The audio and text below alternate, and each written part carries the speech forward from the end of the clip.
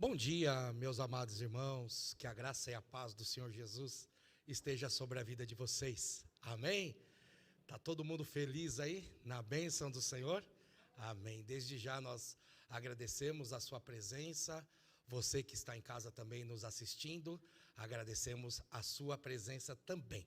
Vamos, para iniciar, fazer uma oração? Gostaria que você ficasse de pé para dar essa bela espreguiçada agora aí, para a gente poder acordar e se preparar, porque hoje tem coisa boa de Deus para a nossa vida, amém? Senhor, nós te louvamos por esta manhã, Senhor. Te agradecemos por este tempo, Pai, que nos reunimos aqui na Tua igreja, nessa escola bíblica dominical, neste curso, Senhor. Estamos aqui reunidos em nome de Jesus Cristo, Teu Filho amado, Senhor, para receber do Senhor, Pai, toda a porção que o Senhor tem de ensinamento e de edificação para todos nós, aqui nesta manhã.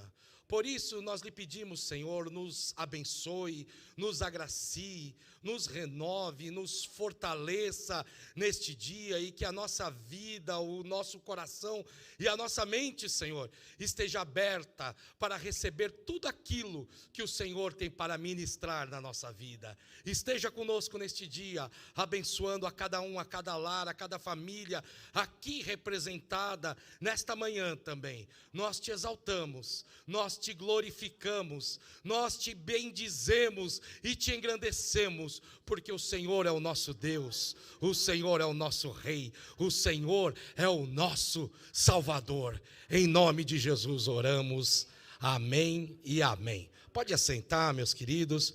Hoje nós continuaremos com o curso Bem-vindo à Família Wesleyana, com a lição número 2. Essa lição 2, ela fala sobre história, visão e valores da Igreja Metodista Wesleyana. História, visão e valores.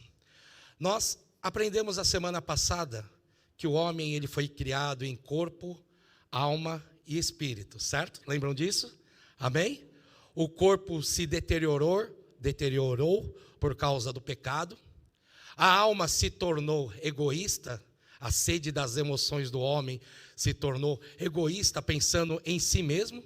E o espírito do homem, houve um rompimento com Deus, o espírito que se comunicava com Deus, porque Deus é espírito, o espírito do homem morreu. E aí nós entendemos durante toda a nossa lição que houve uma religação através de Jesus Cristo que morreu, que nos purificou de todo pecado, e isso eu vou falar bem rapidamente agora, e nos trouxe a nova vida. Amém? Aí surgiu a igreja apostólica, a igreja que pregava, a igreja que não possuía prata nem ouro, mas possuía o Espírito Santo de Deus. E as pessoas eram transformadas, eram curadas, eram restauradas e tinham vida nova. E essa igreja, a igreja cujas portas do inferno não prevaleceriam contra ela, surgiu a igreja apostólica, a igreja que em uma só pregação de Pedro, quase 3.000 almas se converteram, e era muita unção, muita graça de Deus sobre a vida dos homens e da humanidade.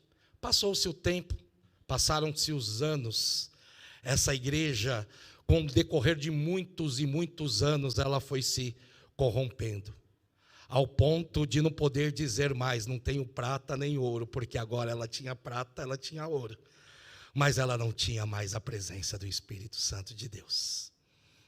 No século XVI, então, Deus levanta essa igreja de novo, surge a igreja protestante, surge a reforma protestante, e Deus levanta um corpo novamente através da história da vida de Martinho Lutero, mas esse também não é o nosso foco hoje. Deus levanta essa igreja de novo, né? E essa igreja se reaviva. Só com os passares dos tempos e dos dias, dos meses e dos anos, essa igreja, durante praticamente 2 séculos, começa a se esfriar novamente. Martinho Lutero levantou um corpo, mas Deus queria que esse corpo tivesse movimento. Deus queria que esse corpo fosse ativo. Então, um pouco sobre isso nós vamos falar hoje. Então, no século 17, século 18, Deus levanta então um reformador um reavivalista. Um povo queria fazer a diferença, um povo que através desse início da vida deles, ia colocar esse corpo restaurado de novo em movimento, através das boas obras, através do Espírito Santo, através do impacto direto na vida das pessoas. E é um pouco sobre isso que nós vamos falar nesta manhã. E para isso eu convido aqui o nosso presbítero Luciano, ele vai dar uma introdução. E eu gostaria já, desde já, chamar aqui para frente os nossos pastores, pastor Daniel, pastor Ademir, pastor Márcio, que se assentassem aqui. Nossa aula hoje vai ser assim. Eles vão estar aqui também falando, juntamente com o presbítero Luciano e com o nosso irmão Marcelo Agostinho, mas a nossa aula é interativa, então você tem a plena liberdade de perguntar. Quanto mais você participar da aula hoje, mais interessante vai ser. Então, o Rogério Poleone vai estar com o microfone ali, e ele vai estar passando, vai estar levando até você. Amém, meus amados? Deus te abençoe, em nome de Jesus. Obrigado. Paz, irmãos, bom dia. Aí eu fico numa condição de dificuldade para falar depois do pastor Vinícius, com todo esse entusiasmo, essa eloquência, eu fico numa situação difícil, né? Olha como eu estou. Muito bem, amados. Conforme o pastor falou, falar do nascimento da Igreja Metodista Wesleyana. Se tem uma coisa que nós precisamos é saber das nossas origens. Provavelmente, se alguém não lhe perguntou, vai perguntar: o que é metodismo? E por que metodismo wesleyano? E é de fundamental importância nós termos essas respostas. E o metodismo, ele começa na Inglaterra, a Inglaterra numa situação de depravação. O pastor Vinícius falou da situação da Inglaterra. Eles viviam um momento de pobreza, um momento de esfriamento espiritual, a Inglaterra tomada por bêbados, pessoas passando dificuldade nas ruas. Na Inglaterra do século XVIII, tinha aproximadamente 150 leis que levavam as pessoas ao enforcamento. Então, um país numa situação extremamente complicada, a igreja totalmente alheia a essa situação, onde Deus levanta John Wesley, que nasceu no dia 28 de julho de 1703, na Inglaterra, filho de Samuel Wesley, um sacerdote anglicano, e Susana Wesley. A família de Wesley, ele tinha mais de 18 irmãos, então uma família bastante grande. Em 9 de fevereiro de 1709, com 5 anos de idade, John Wesley escapou da morte em um incêndio. Então, vocês percebem aqui que essa criança, já com 5 anos de idade, escapa de um incêndio de forma milagrosa, ou seja, Deus já se revelando, mostrando ali, ó, eu tenho um propósito contigo, eu vou fazer algo na tua vida. E a igreja anglicana era uma igreja onde faltava a visão, uma igreja que vivia uma paralisia espiritual. A condição do povo inglês era realmente de muita dificuldade.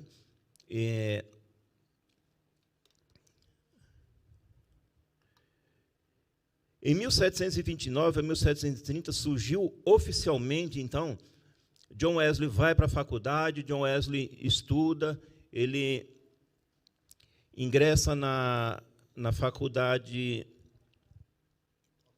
de Oxford, e ali se forma um grupo chamado Clube Santo. E esse grupo, eles oravam, eles buscavam a Deus, eles tinham um compromisso de visitar os presos, tinham um compromisso de visitar as pessoas abandonadas, tinham um compromisso muito grande, um compromisso social muito grande. Além disso, eles tinham um compromisso com a leitura e a oração.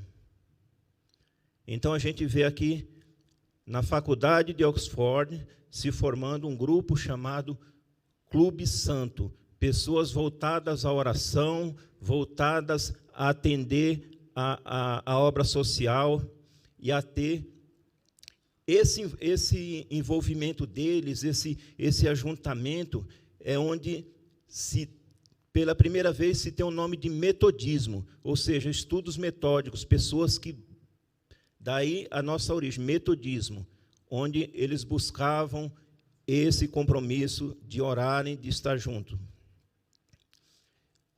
Um dos fatos importantes que aconteceu na vida de Wesley, entre tantos outros, foi a história do coração abrasado, coração aquecido. Wesley, ele era pastor, Wesley, ele servia, ele congregava, mas ele sentia que faltava algo ainda. Em uma reunião de oração,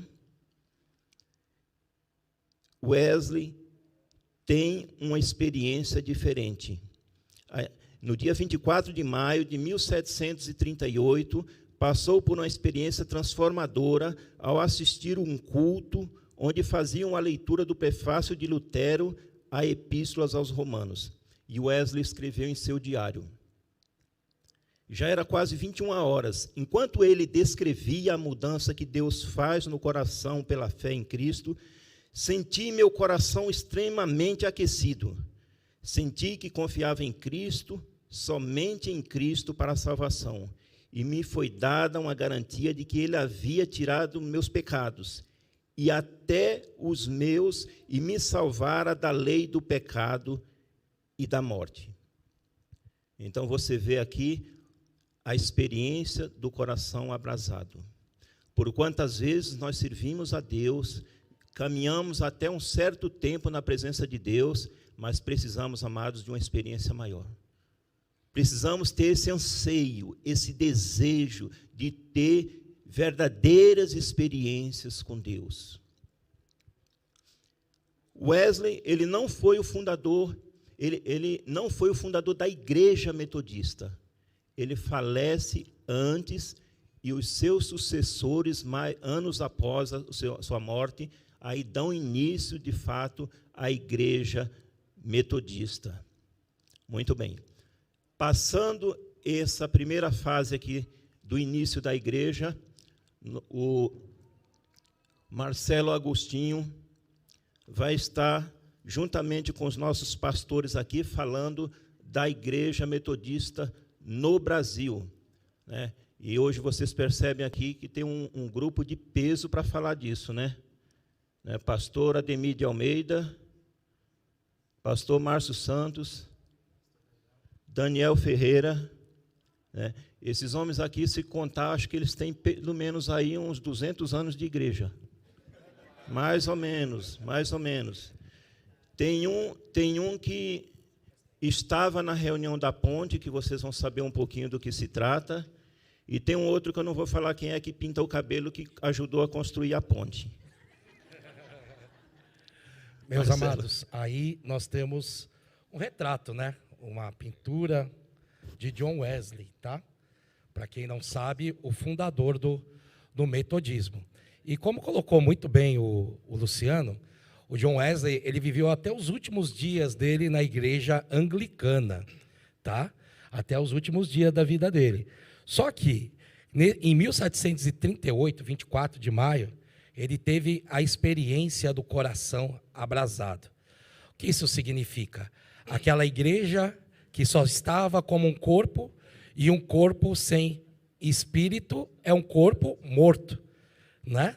Mas quando esse espírito foi reavivado dentro de Wesley, e poucos anos ele viveu para ver isso tudo acontecer depois, logo após isso, mas ele já tinha organizado essa igreja em classes, né? Ele chamava, depois do Clube Santo, ele organizou em classes, ele reunia em grupos de 12 pessoas na Inglaterra, e foram diversos grupos, por isso que hoje nós, e aí puxando a brasa para o ministério, nós trabalhamos com os pequenos grupos e os pequenos grupos wesleyanos, né? A partir desse entendimento, ele colocou a igreja para se movimentar, através das boas obras e através dos pequenos grupos que não ficou somente na Inglaterra, mas se expandiu para todo o mundo.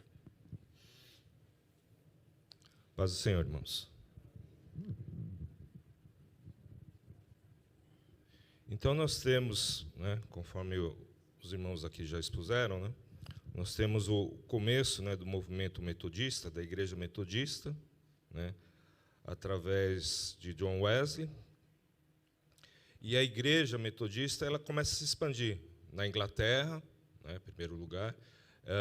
Wesley, né, manda missionários para a América do Norte, né, lá também se estabelece a igreja metodista, e com o passar do tempo, a partir da igreja metodista norte-americana, missionários são enviados aqui para o Brasil. E aí começa a história da igreja metodista aqui no Brasil, né. Nos anos de 1960, na década de 60, aqui no Brasil, começou um movimento de reavivamento pentecostal, né.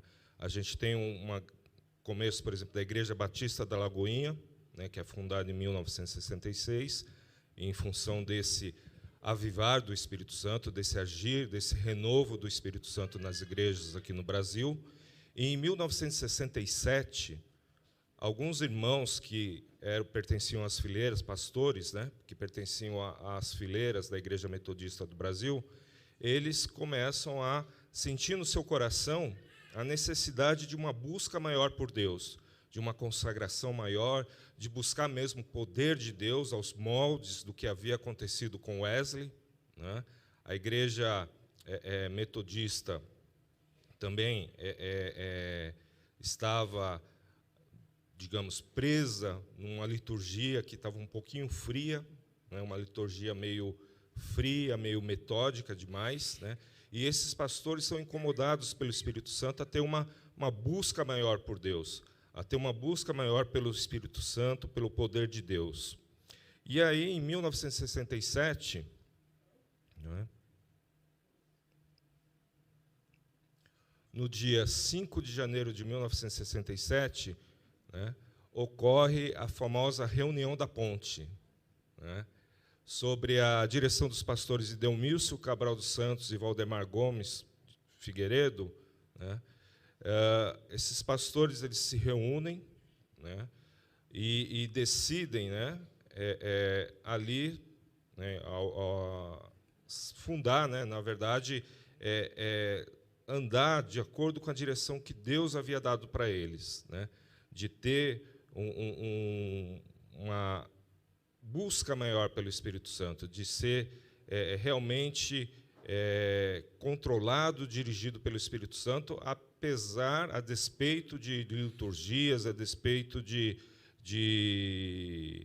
esquemas, né, de homens que tornavam os cultos, tornavam as celebrações muito frias e longe e impediam o mover de Deus. Então, esses homens são levantados por Deus, né, são levantados, são reavivados pelo Senhor, eles têm uma experiência profunda com o Espírito Santo, né, e aí eles são, né, acontece esse movimento de avivamento, e eles são convidados, né, a deixar as fileiras da Igreja Metodista do Brasil, né. Em função disso, no dia 5 de janeiro, eles se reúnem, né, e decidem formar, e aí nasce, né, a Igreja Metodista Wesleyana. Tá? Mas, para não ficar nas minhas palavras, né, eu vou passar agora a palavra para os pastores. Inclusive, a gente tem o pastor Ademir aqui, que é uma testemunha viva aí dos acontecimentos, né? Então, eu vou até pedir para o pastor Ademir comentar como é que foi a criação da Igreja Metodista Wesleyana, né? O que levou, né, esses pastores, né, a criarem, né, a igreja IMW, né, a Metodista Wesleyana. Amém. O irmão permite eu ficar em pé? Sim. Então, eu vou ficar em pé, porque eu estou sentado aqui, estou vendo um grupo tão seleto, e eu fico meio perdido quando fico olhando pessoas bonitas e sentadas. Então, é melhor ficar o negão lindo em pé, olhando essa elite, falando da teologia sacra, caminhando no vale da sabedoria. Irmãos, eu louvo a Deus por essa iniciativa dessa escola bíblica dominical, de falar a respeito da história da igreja. E quando os irmãos vinham desenvolvendo aqui, eu quero dizer que eu tinha, né, nesse período, entre 9 a 10 anos de idade. E de maneiras que eu pude contemplar todo o movimento desenvolvendo. A reunião da ponte que se deu, ela era simplesmente um riozinho pequenininho, que havia dentro do local do concílio, e que ali a briga surgiu num local secreto, aonde estava reunido os pastores Idelmício Cabral dos Santos, Valdemar Gomes de Figueiredo, Uriélio Soares do Nascimento, que eles estavam reunidos, José Moreira da Silva, discutindo o assunto junto com o bispo Natanael Inocente do Nascimento. E de maneiras que eles, naquela conversa, ali tinham um posicionamento. O bispo Natanael era uma pessoa extremamente culta, bem culto, mas ele era muito metódico e queria ter o domínio de tudo, e se esquecia que a igreja teria que ser formada no poder do Espírito Santo. Era eu, acabou. E o nosso irmão Gessé Teixeira de Carvalho era, não, gente, vocês não devem pensar assim. O pai do pastor Jamir, né, do bispo Jamir. Eu falo pastor Jamir porque nós fomos criados junto desde a infância, e nós trabalhamos junto na mesma firma, saímos juntos na mesma firma, então é uma ligação muito junto. Ali dentro, não é assim, vamos caminhar de maneira. E o Idelmício Cabral dos Santos, ele era elétrico. Vamos buscar o poder de Deus e acabou, aí Deus vai fazer.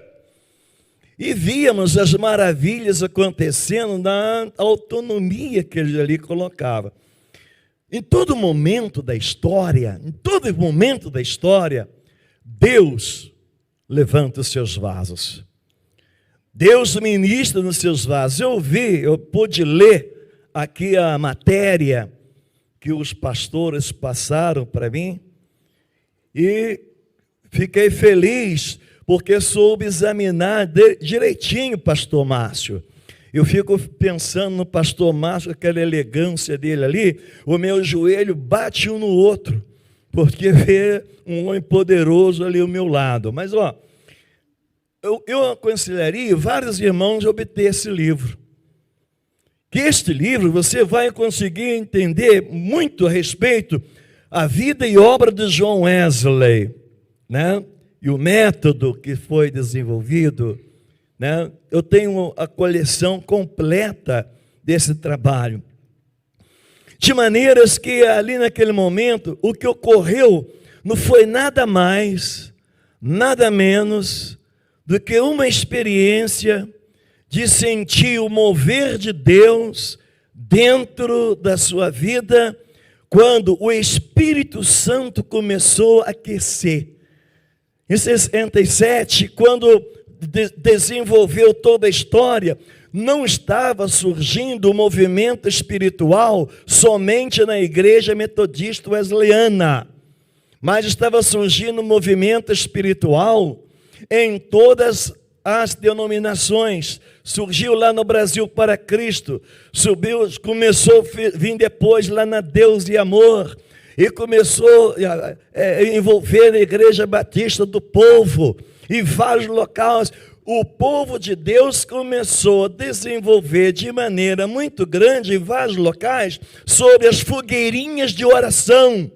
E no momento daquela fogueirinha de oração, o Espírito de Deus começou a envolver. Só que os metodistas pelo fato de ter um método de ensino, de segurança, foi para dentro da palavra e reuníamos-nos, nós, da Igreja Metodista do Brasil, da Rua Marechal Deodoro, número 80, Petrópolis, no centro, nós reuníamos-nos 54 jovens todas as noites para orar. E 54 jovens orando todas as noites. E houve uma noite que houve uma coisa muito maravilhosa, Silmar é testemunha disso, que nós estávamos reunidos, de repente, um irmão nosso, chamado Roberto Coutinho, levantou e foi para frente e falou: irmãos, Deus está falando, me deu uma revelação aqui agora. E quando ele começou a falar aquela revelação que Deus havia dado a ele, a outra irmã lá teve outra visão, a outra teve a outra visão. Deus começou a falar, e uma irmã, de repente, aquela sala, irmãos, vocês imaginam, 54 jovens dentro de uma sala, orando em busca do batismo com o Espírito Santo, e todos são batizados com o Espírito Santo e começam a falar em outras línguas conforme o Espírito lhe concedia que falasse. E quando chegou às 6 horas da manhã, nós saímos para ir embora para a nossa casa. Só que uma irmã nossa chamada Idelene veio caminhando, e quando ela chegou em casa triste, cabisbaixa, entrou: ué, que negócio é esse? Minha casa está aberta? Ela entra. E quando ela entra, ela vê um jovem no corredor da casa. E aquele jovem estava com a garrafa na mão. E aquele jovem, ela falou: como que você entrou aqui, se você não tem a chave? E aquele jovem falou assim para ela: eu passei a noite inteira com vocês. E vocês conversaram muitos assuntos. E alegrou muito o coração do Pai. Mas eu cheguei primeiro aqui para te esperar, que a tua preocupação é grande. E ela falou: o que é isso que você tem na mão? Ele disse que isso é a água da vida. Ela falou: então me dá um copo dessa água. Ele disse: vem e pega. E quando ela chegou perto dele para tomar água, ele desapareceu e ela foi cheia do Espírito Santo. E ela saiu correndo, avisando todo mundo. A Edelene não parou. O Silmar testemunha disso, vários irmãos testemunham. Ela não parou, ela falava o tempo todo, cheia do Espírito Santo. Porque havia uma experiência. Nós entendemos, o Wesley, Charles Finney, George Whitefield, reunia o povo para orar. Nós podemos ler a história é linda, a história é maravilhosa, mas nós olhando para dentro da história, nós podemos parar que a nossa vida espiritual, ela é movida no dia, o Cristo que nós servimos, ele é o mesmo ontem, hoje e é para sempre. Amém. E se nós voltarmos novamente, aqui eu tenho toda a coleção da história do Wesley, eu tenho. Mas cada dia, de vez em quando, eu dou uma olhadinha. E de repente eu dou uma olhada como é que nós estamos caminhando. Isso aqui está um pouquinho fora, isso aqui está um pouquinho dentro. O tempo está passando e tem tudo chegando. Jesus vai voltar. Amém. Amém. Mas nós queremos entender o seguinte: essa história que os irmãos trabalharam, ela é muito boa, muito linda. Porque palavras o vento leva, mas os escritos permanecem. Os escritos estão permanecendo aqui para nós nos fortalecermos no poder da palavra. Mas entendemos uma coisa: a vida de George Miller,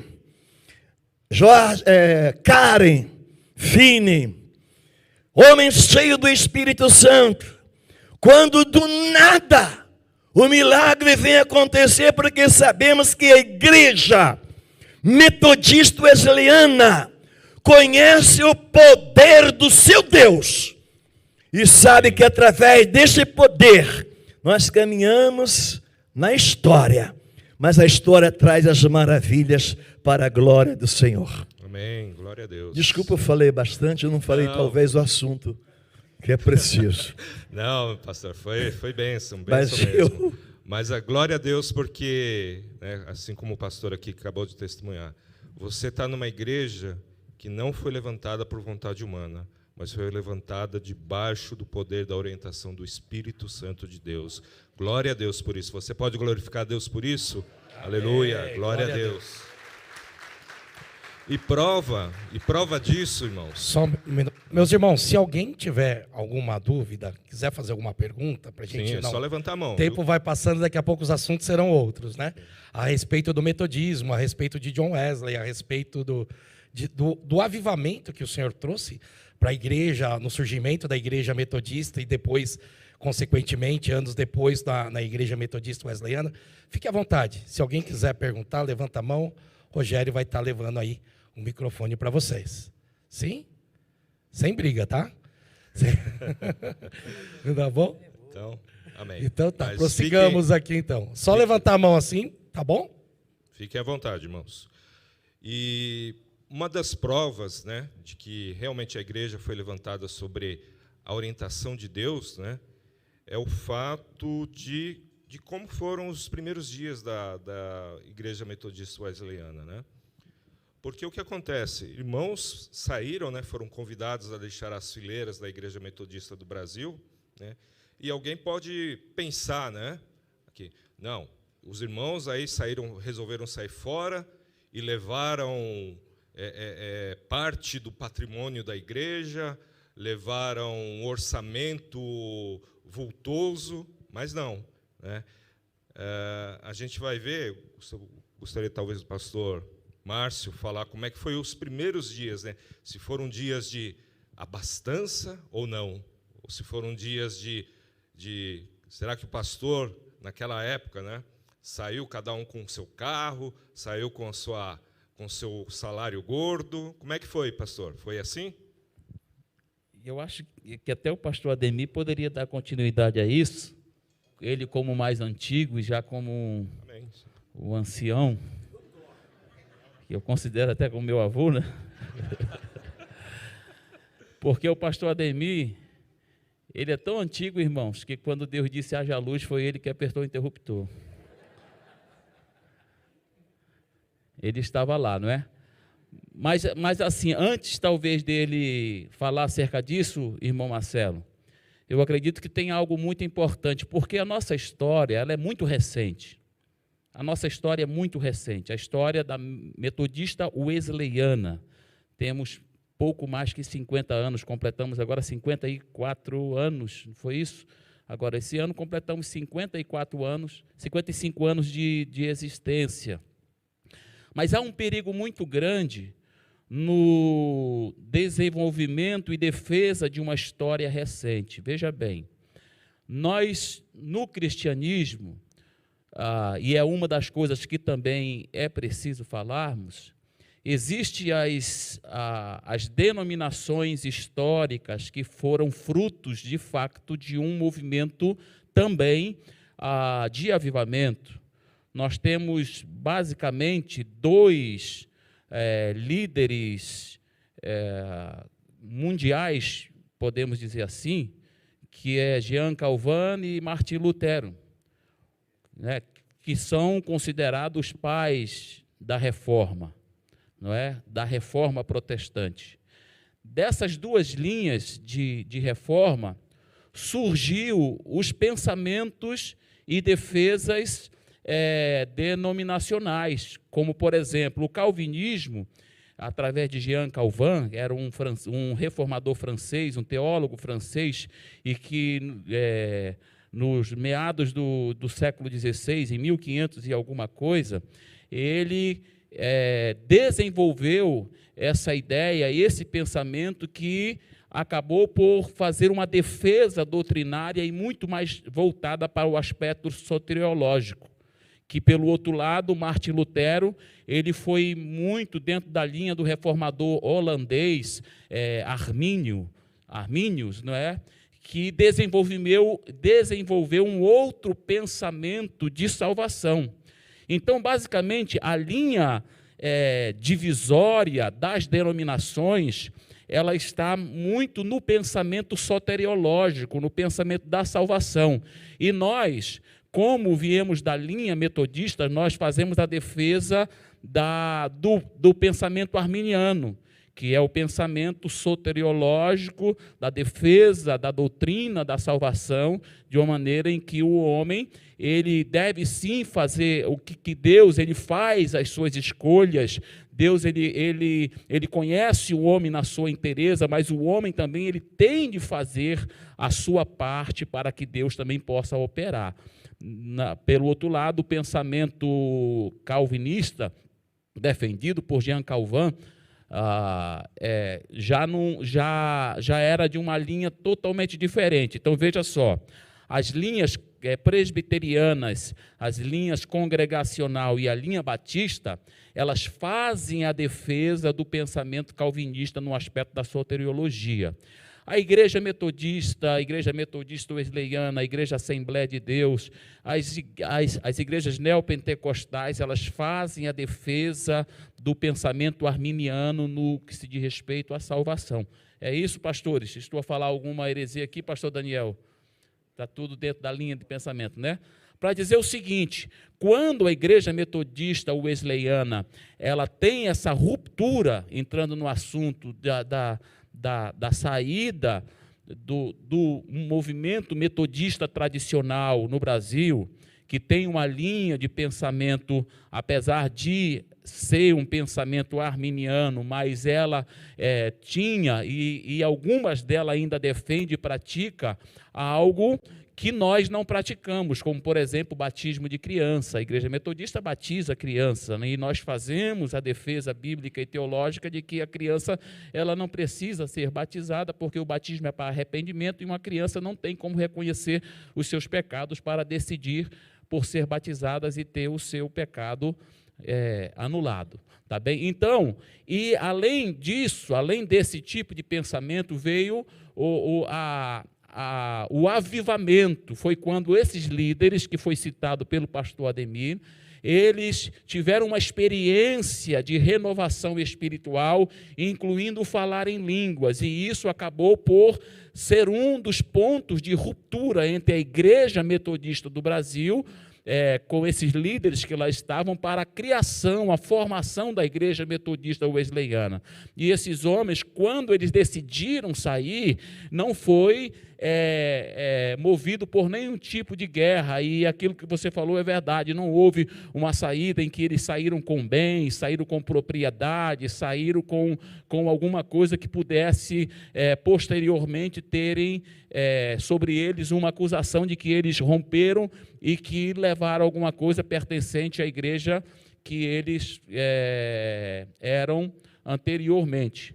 Esses homens eles saíram completamente sem nada, tanto é que a reunião da criação, da formação da igreja foi numa ponte, não é? Onde eles simplesmente reunidos ali nesse grupo citado pelo pastor Ademir, eles formaram a igreja metodista wesleyana, e a partir dali houve as parcerias e o ingresso de muitas outras pessoas que, por causa do movimento pentecostal, do movimento da renovação espiritual, aderiram à igreja e ela desenvolveu o seu crescimento de forma saudável. É isso, pastor Daniel? Eu acho que o pastor Daniel pode também. O senhor estava lá, não estava, pastor Daniel? Bem pertinho, né? Ele estava bem pertinho. Ele viu de binóculos, não é? Uma das coisas, pastor Márcio, que nós podemos verificar é que todas as denominações puderam verificar o posicionamento dos irmãos metodistas. Principalmente, nós temos pessoas da Igreja Batista aqui de São Paulo, por nome de Dr. Vitório Vieira, um dos maiores advogados criminalistas que vem nessa cidade. Ele adquiriu o estatuto, o manual da nossa igreja, para ensinar aos batistas a posição do povo metodista de conhecer Deus e fazer que ele se tornasse, de progredir a obra espiritual dentro da igreja, copiando o nosso povo metodista, por causa da firmeza e a segurança. Que aqueles 5 irmãos, quando pararam naquela ponte ali, não queria briga com ninguém. E eu louvo a Deus, que eu era ainda adolescente, e eles foram fazer a primeira reunião na minha casa, na cidade de Petrópolis, Roseral, 38, e eu estava de manhã indo para a escola dominical, e eles falavam: gente, a nossa confiança, perseverança está em uma só: servir o Senhor. Aí a pergunta do Marcelo: como é que eles saíram? Só para voltar na pregação. Saíram com bens.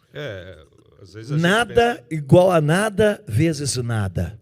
não tinha nem templo para fazer Nada. reunião? Nada. O tio do pastor Silmar, chamado Aderbal Pujol, permitiu o reverendo Delmício ficar na casa dele alguns meses.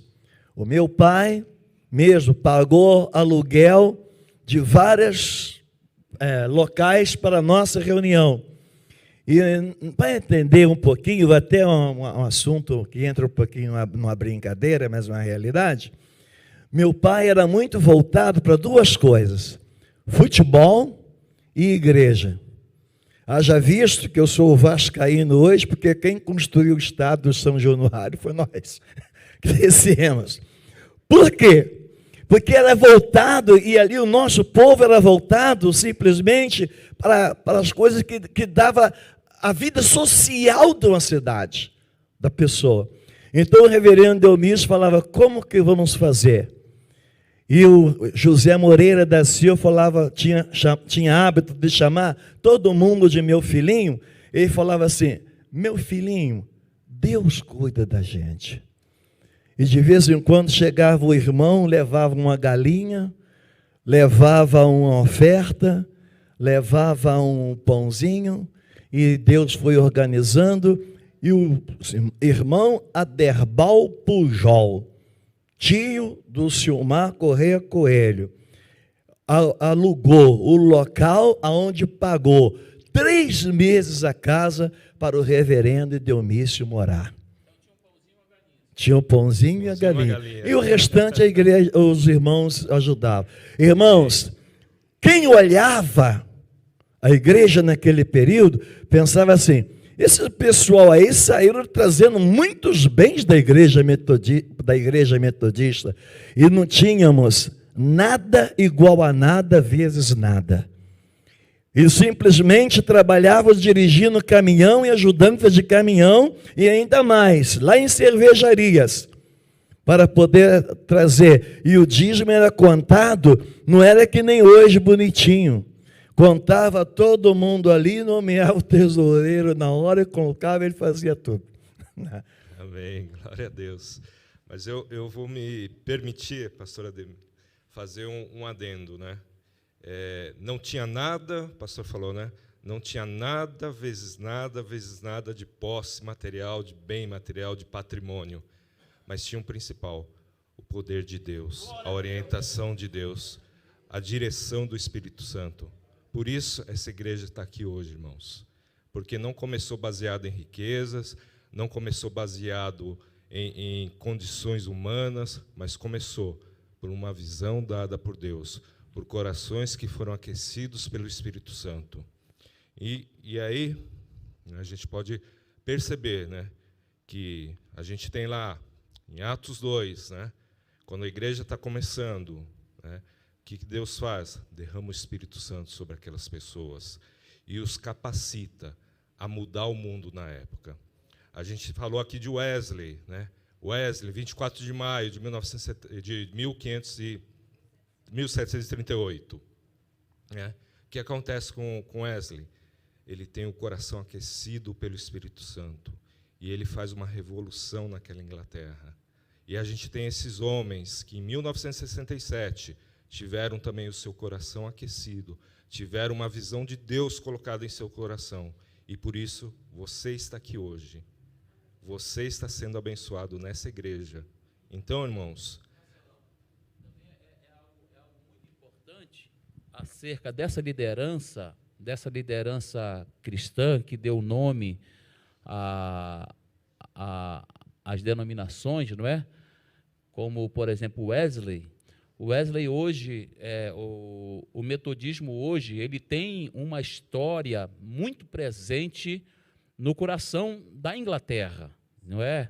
Hoje, se você for a Londres, e eu já estive lá na capela e na casa onde Wesley morava, e lá mesmo está o túmulo de Wesley e a história dele, desde alguns móveis, não é, que faziam parte da casa que ele morava, o lugar onde ele orava, tudo está muito presente para que as gerações futuras possam ter a ideia, veja bem, possam ter a ideia de que houve um homem que trouxe uma revolução espiritual que moveu o local onde ele estava, no caso a Inglaterra, mas também espalhou-se para o mundo. Pelo outro lado, na Suíça, na cidade de Genebra, aonde está a Catedral de João Calvin, eu estive no cemitério aonde João Calvin foi enterrado, em Genebra, e passando lá, não tem, claro, ele está morto, está ali e tal, mas não tem nenhuma memória, nenhum tipo de indicação daquele homem também que trouxe a sua colaboração e que fez a sua parte no aspecto religioso cristão para o povo, vamos lá dizer, presbiteriano, não é? Porque ele foi essa figura, e é a figura central do povo presbiteriano, como Wesley é a figura central do povo metodista, não é? E de toda a linha metodista. A linha metodista é a metodista, é a wesleyana, é o metodista wesleyana, são os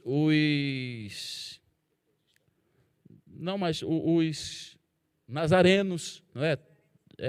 A Igreja do Nazareno, todas essas igrejas fazem parte dessa história do metodismo, não é? E nós levamos esse pensamento aí, é claro, por conta do nosso padrinho, né? Está ali, o nosso padrinho ali. Você já deu a benção a ele? Brincadeira. Amém, obrigado, pastor. Eu queria fazer uma pergunta agora também, já que o nosso tempo também está bem corrido. Nós entendemos do metodismo, nós entendemos da história da metodista wesleyana, que tem 55 anos, certo? E agora eu queria entender um pouquinho mais da história dessa igreja aqui. Né? Você sabia que essa igreja aqui em Vila Nive, hoje chamamos de Tucuruvi, é uma das principais igrejas e faz parte de toda essa construção de história? Eu gostaria que o pastor Daniel comentasse um pouquinho. Ele, que é um dos fundadores, veio para cá junto com uma turma, e eu acredito que ele tem algo para nos acrescentar aí nesses minutinhos aí, sobre a história dessa igreja aqui, que nós todos fazemos parte. Por favor, pastor Daniel. Só um adendo antes também. Então, a gente tem lá, a igreja começou ali no Rio de Janeiro, né? Começou sem recursos, né? Mas, como a própria canção, o próprio hino diz, né? Ninguém detém obra santa. Ninguém detém. E aí a igreja chega, essa igreja vai se expandindo e chega aqui no bairro de Vila Nive, aqui no Tucuruvi, né? Então, eu gostaria que o pastor Daniel, como o pastor Vinícius já falou, nos contasse, né, como é que foi o início da igreja wesleyana aqui na Vila Nive.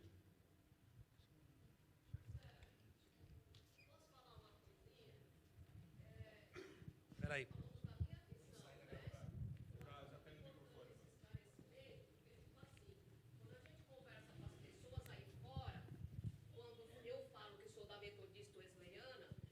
Assim, mas eu nunca ouvi falar dessa igreja. E aí eles querem saber o porquê do nome. Então, o pouco que eu sei do John Wesley, que a gente sempre ouve falar, né? Agora está tendo uma abertura maior para a mente da gente. Então, eu acho isso importante. Das outras igrejas, ele tem as suas histórias, mas parece que já é mais, como é que fala, mais conhecido. A wesleyana, pelo que eu ouço e pelo que eu vejo, como eu já falei, quando eu converso com algumas pessoas que eu falo da metodista wesleyana, Eles falam assim, mas eu nunca ouvi falar desse nome, o porquê deste nome, entendeu? Então, o básico que eu sei, desde quando eu entrei aqui, do que ela se originou, eu comento com as pessoas. Então, esse tipo de coisa que está passando agora vai acrescentar, agregar mais conhecimento para a gente passar para as pessoas que não têm esse conhecimento.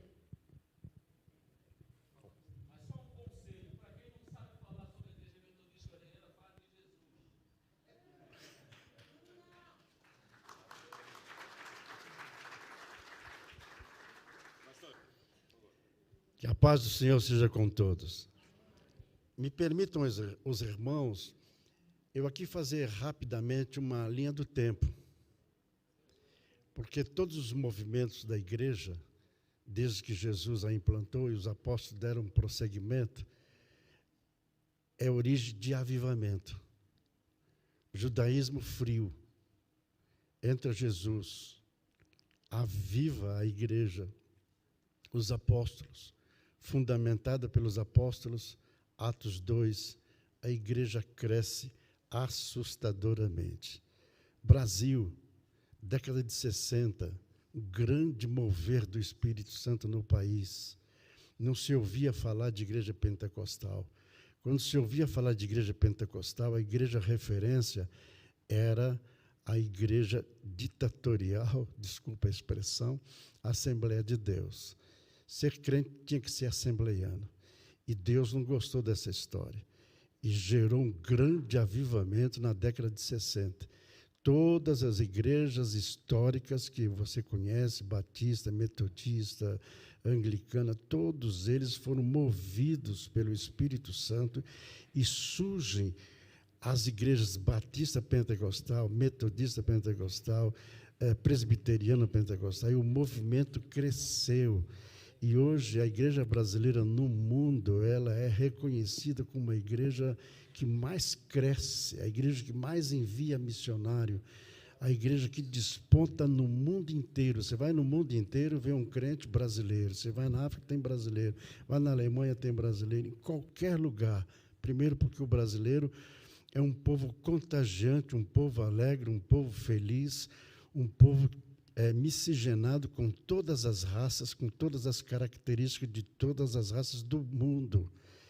Então, Deus aproveitou isso e a igreja avançou assustadoramente. Chega na década de 60, 67, também esse grupo ao qual já foi referido aqui, começa o primeiro culto, o primeiro concílio, com 46 pessoas. No segundo concílio já foi para 2.100 e poucas pessoas. E a igreja foi caminhando. A igreja com a visão missionária. A igreja wesleyana nasceu, brotou com a visão missionária. A visão da Secretaria-Geral de Missões, na época, bispo Ronaldo Pereira dos Santos, hoje falecido, era pôr uma bandeira da Igreja Metodista Wesleyana em todo o território brasileiro.